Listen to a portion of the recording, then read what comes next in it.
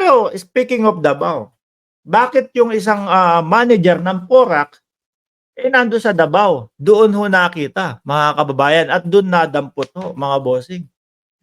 Tingin ko si Alice Go naman ho, hindi naman ho siguro pupunta yan dyan, mga kababayan. Oy! Ano yung picture na yan? Nakita ko itong lugar na ito, mga kababayan. No? Oh, dekada 50 yan. So, sorry, Diego Feliciano. Si Asyong Salonga. Nakita ko itong picture na to, mga kababayan, nung nag-live si Bongo. No? Nung nag-live po si Senador Bongo. Sabi niya, ganito. Yung mga nagpapakalat na tegi na si dating Pangulong Duterte, ito po, buhay na buhay. Ganon. Sabi ni dating Pangulong Duterte, Bongo, ipakita mo nga sa kanila yung maliit kong bahay. No? Ipakita mo sa kanila yung maliit kong bahay. Si Bongo naman, ikot nung kanyang cellphone na gano'n. At nahagip po with matching screenshot o picture si Tatay Digong at si Bongo. Same ng kortina ho, mga kababayan, dito. Same nung relos, same nung picture.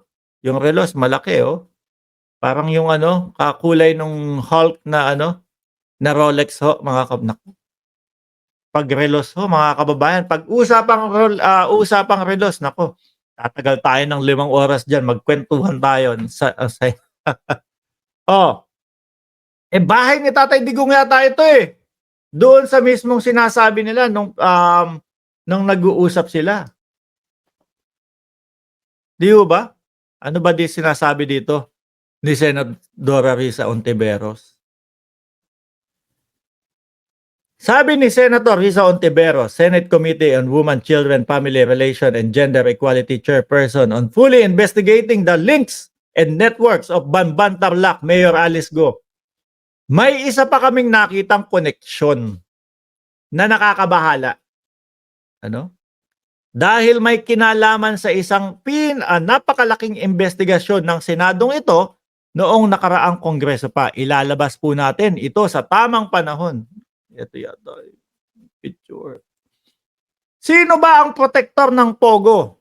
Sino ba ang protektor ng mga Pogo na ito? Ang alam ko lang po, Senadora, nung panahon ni dating Pangulong Duterte noong 2016, diyan po nag-umpisang magpasukan po at mabigyan ng mga permit ang mga Pogo. Yan lang po ang alam ko. No?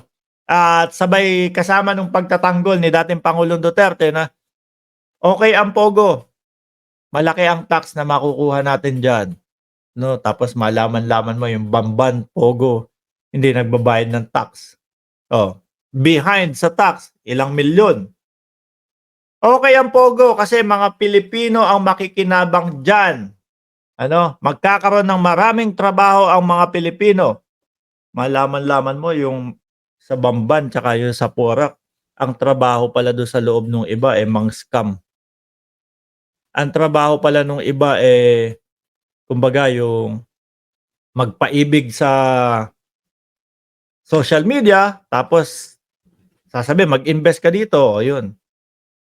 Ganun pala yung mga trabaho doon sa loob nung 2 Pogo na nakita ho, mga kababayan. And then, nung panahon ng uminito sa tenga ng mamamayang Pilipino, yung tungkol sa pastillas, no? Diyan sa airport, sandamakmak na mga Chino ang pumupunta ho. Ang lumulusot ho, mga bossing. So sabi ko, baka mga Chinese din ang makikinabang sa mga trabahong iyan. Mabuti na lang ho, hindi mga Pilipino kasi talagang pang-i-scam ho yung mga nandun sa loob Tuloy natin. DILG na po ang may sabi, Pogo money can influence the 2025 election. Nako, eto na. Mga kababayan, totoo ho yan. No? Totoo ho yan, mga kababayan. Malaking pera, malaking mga kaperahan na hindi maipaliwanag ang nai-involve dito sa Pogo na ito. Pwedeng, sige, patakbuhin natin si ito, patakbuhin natin si ito. 'Pag 'yan mga nanalo, o kaya nating papanalunin 'yan, bibili tayo ng boto, 'no, para mapanalo natin 'yan. Ayun na, mga kababayan. Nanalo si ganito, nanalo si senador, nanalo si senador, nanalo si senador. Oh, ba-back-up-pan na tayo niyang mga 'yan, 'di ba? Magtutuloy-tuloy na ang pogo ngayon. Tuloy na, balik happening na ulit. Pogo money can influence the 2025 election. Mayor Alice certainly likes having friends in high places. Hindi po basta-basta ang mga kaibigan niya, aba, yung mga nasa picture ho yata yun, mga kababayan, ang sinasabi. Ang kilala ko lang ho diyan, mga kababayan,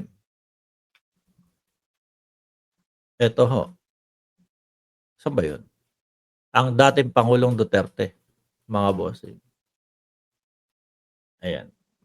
Eto, yung iba hindi ko masyadong ano, ayan. Ayan.